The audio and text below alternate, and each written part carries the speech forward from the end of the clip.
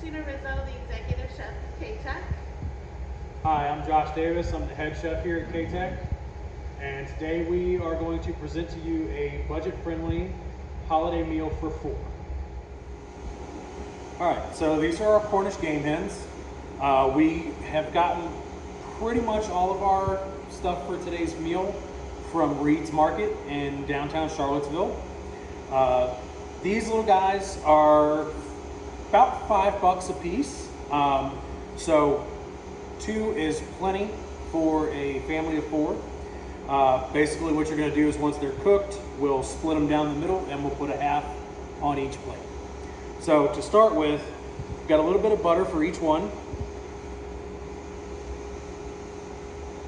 So we're gonna take a little bit of this butter, and it should be kind of room temperature at this point, and you kind of just wanna take it and smear it around the inside and just kind of coat the inside of the bird with the butter.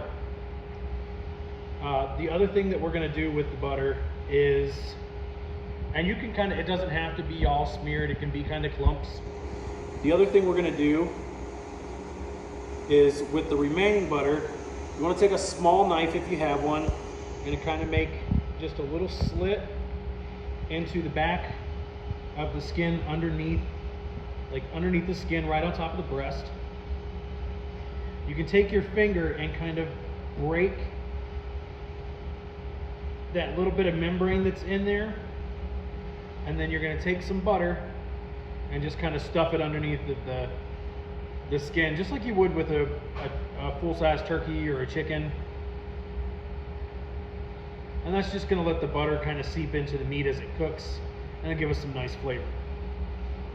So we're going to do that real quick with the other one. Same thing, just rub some butter on the inside.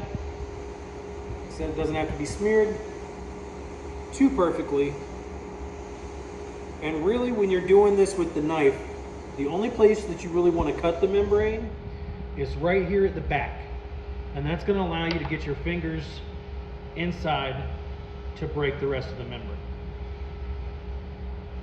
So we're going to take our butter, stuff that inside, stick that piece back in there.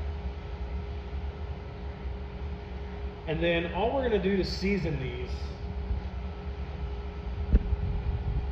is going to be a little bit of pepper on the outside.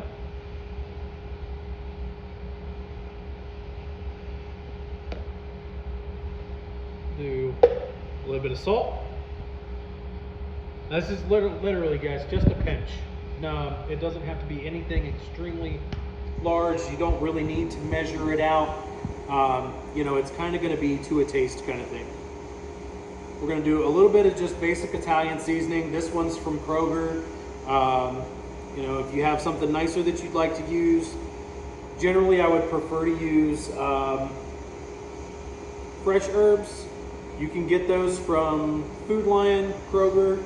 They'll usually come in little packages, little plastic packages. I think it's like 2 ounces, and they're usually about $1 to $2, depending on the herb. Not too bad. We just want to sprinkle some of the Italian seasoning on the inside. And then do a little more salt on the inside. You kind of, if you can see, I'm rolling the bird a little bit as I do that, and that's just so that I'm getting the salt all the way around the inside of the bird so that it's not just clumped into one spot. All right, we're going to take these guys, and so the other thing that you're going to do with these birds now is before we put them in the pan to cook, put on some fresh gloves.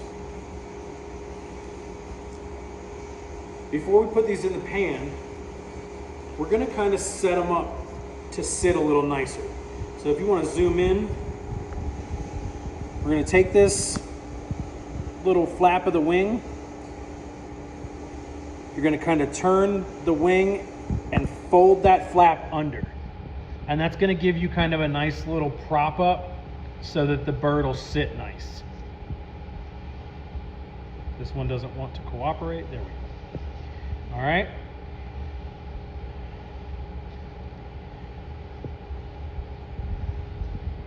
just set that in there. And then we're gonna do the same thing with the other guy. Again, just kind of flip and tuck.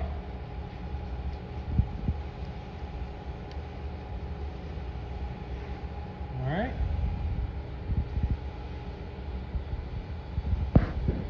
And then the last thing we're gonna do, in some places you can actually ask your butcher for this. And usually they'll give you a little bit. Most places don't mind. I'm sure that the butchers at Reed's would not mind to give you just a little piece of string.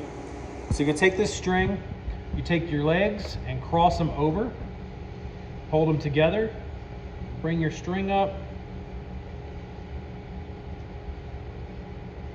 and just tie a quick little square knot right underneath. Okay. Sometimes it's not always as easy as it looks, but nonetheless, still pretty simple. So that's it. That's our bird prep. They're ready to go in the oven. So I'm going to call Chef Christina over, and she's going to take these from me and get those in the oven for us. Thank you, Chef. All right, now we're going to get rid of our poultry knives and get rid of this cutting board.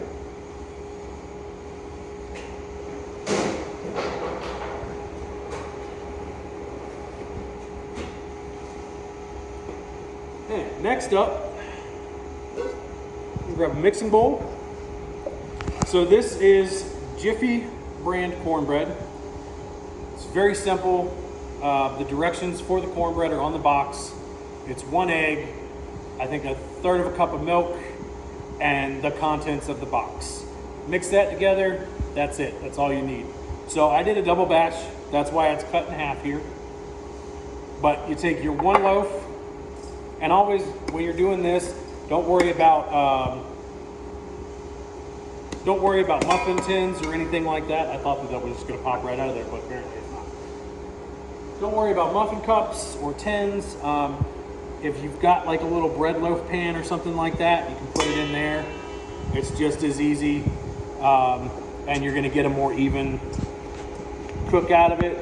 So we're just kind of crunching this up a little bit.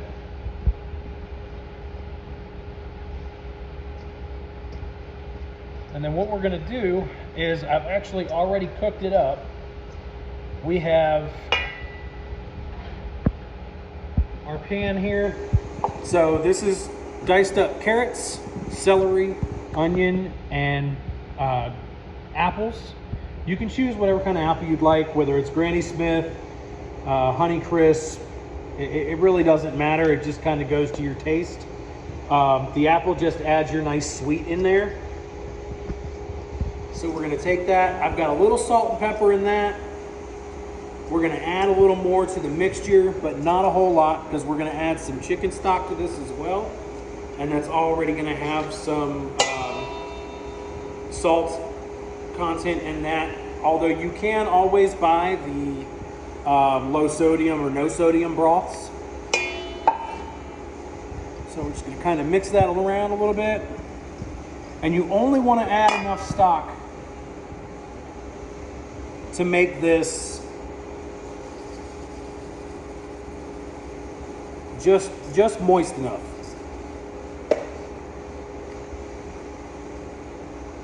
And then I add a little bit of Italian seasoning to this as well. You can season it, spice it up any way you'd like. Another really nice way to do it is to get some breakfast sausage, and you can add a little breakfast sausage into it as well.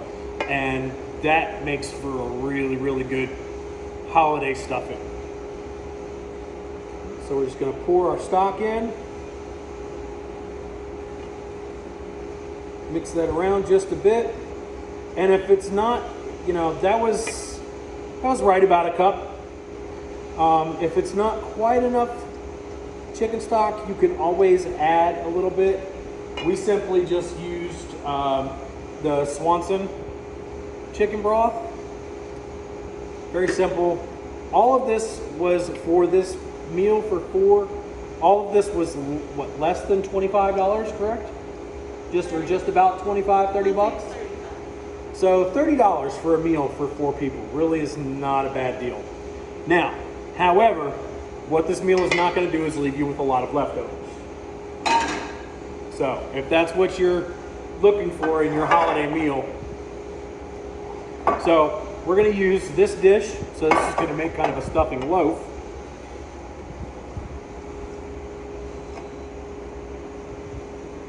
Scoop it in there. And so in your regular oven, you're probably going to cook this for about 35 minutes or so in the ovens that we have here, which are convection ovens. It's going to take about 15-20 minutes, but we'll get that done like that, and then we are going to cover this with some aluminum foil.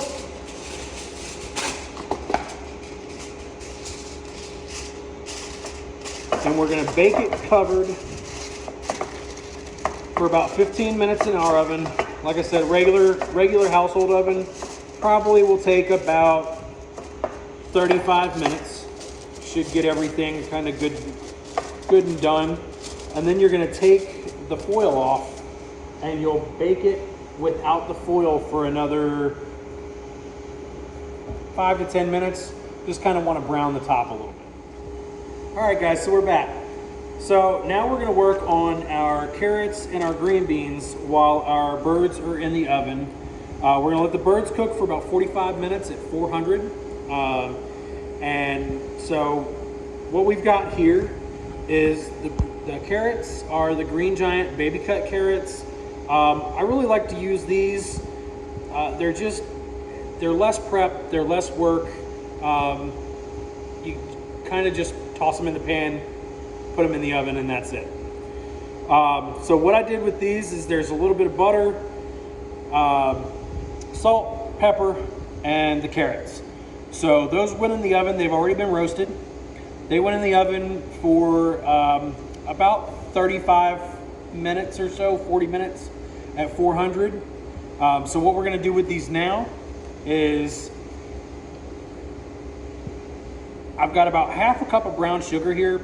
Probably not going to use it all, but to do our glazed carrot, we're essentially just going to kind of top our carrots with the brown sugar.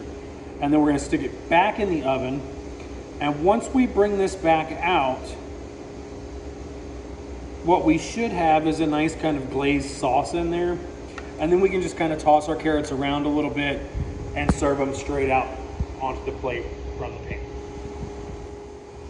Okay guys, so now we're going to kind of finish this up a little bit. So what we have is these green beans. So now we were originally going to use fresh green beans. We decided to go with these. These are a little bit more pricey than the fresh green beans, but not overly. What we've got is a bag of already cleaned green beans. They've been washed, they've been picked, so you don't have to worry about picking the stem pieces off of them. And what you're gonna do is you can throw these actually in the microwave. You just pierce the bag a couple of times with a knife or a fork, just to give it some vent holes. It takes about 3 to 5 minutes to microwave. So we've already microwaved these, and then what we're gonna do is we're gonna go ahead and get the pan going. We're gonna put that on high. I've got some garlic here that what we can do is, so I've actually taken the garlic and I have sliced it very, very thin because I'm crazy. I learned a long time ago that if you can slice it thin enough, it'll kind of, melt away, or at least that's what it's supposed to do. It doesn't always melt away for me, but sometimes. And what this is gonna do is it's just gonna give you a really thin slice of garlic that you can put in there. Now, the other thing you can do is you can chop the garlic, like mince it up really fine as well. That works just as well. I'm just like to take my time when I'm cooking at home, and this is what I do when I have that kind of time. So, what I have here is extra virgin olive oil. You do not need a can this large. This is industrial kitchen.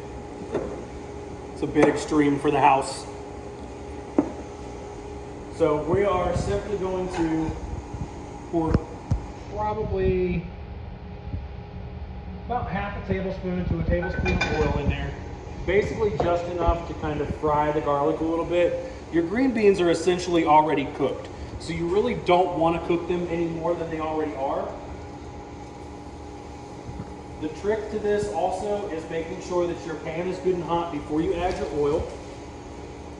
Don't necessarily let your pan start to smoke or burn, because that will damage the end result with the oil.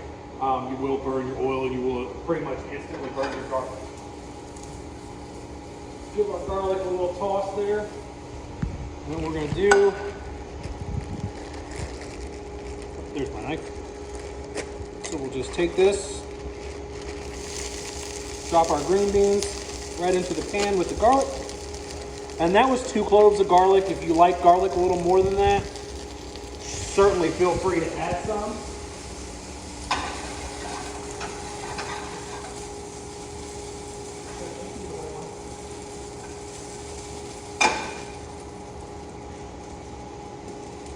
And now I'm going to add just a touch more of olive oil. Again, maybe about half a tablespoon.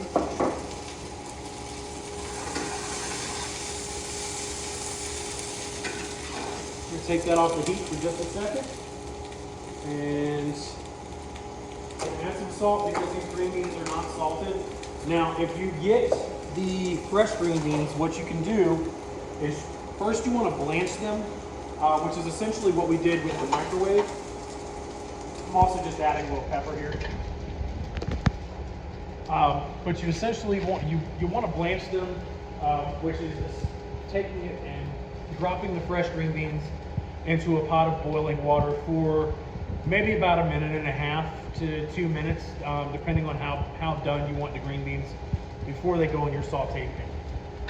So once you get them into your sauté pan, when you blanch them too, if you're not going to cook them right away, the other thing you want to do is shock them. So that's dumping them into cold water, usually ice water, just to kind of stop them from cooking so they don't continue to cook.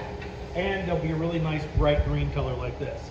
Now what I'm doing at this point is you can add stock, you can add water. I'm just putting a little bit of this in there to steam it. This is just a little bit of white kitchen wine.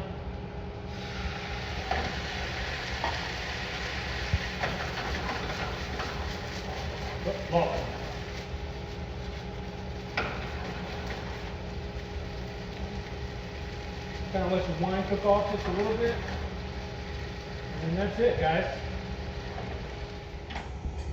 Okay, so our last recipe for today is something sweet, and we're going to make a white chocolate Oreo peppermint bark. So very simple. I've just used a bag of white chocolate morsels, and I put them in a microwave safe bowl, and I just microwave this for like maybe a minute and a half, and I only do it at 30-second intervals because if I overheat this chocolate, it will get hard, and that is not what we want.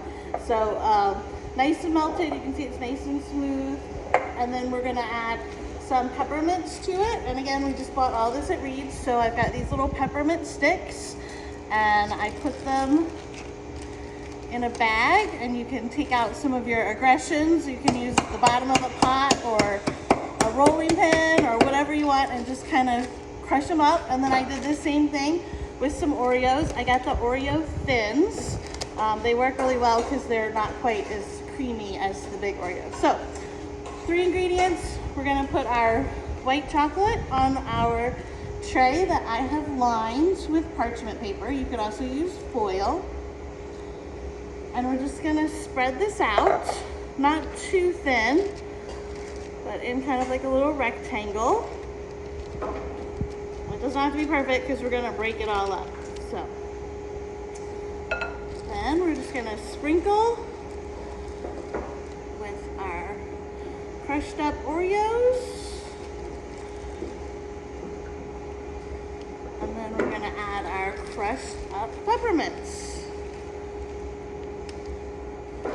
And you could do any kind of candy you want. This could be M&Ms, it could be, you know, any sort of color, any sort of holiday, whatever you like. Correct. So now we can put this in the fridge, and it doesn't take too long to harden. You just want the whole thing to be nice and solid. And then I have one here that we already put in the fridge to get hard, and then you can just literally break it into pieces, however big or small you want. And then we have a nice platter here. And you could give this away as gifts, but it's so good you're probably gonna eat it all yourself. All right, guys, so this is it. This is our holiday meal for 4, under about 30 bucks or so. This is our final plated meal of a half Cornish game hen, glazed, brown sugar glazed carrots, and green beans with an apple and cornbread stuffing. And then we have our white chocolate Oreo peppermint bark for desserts. Thank you guys for joining us.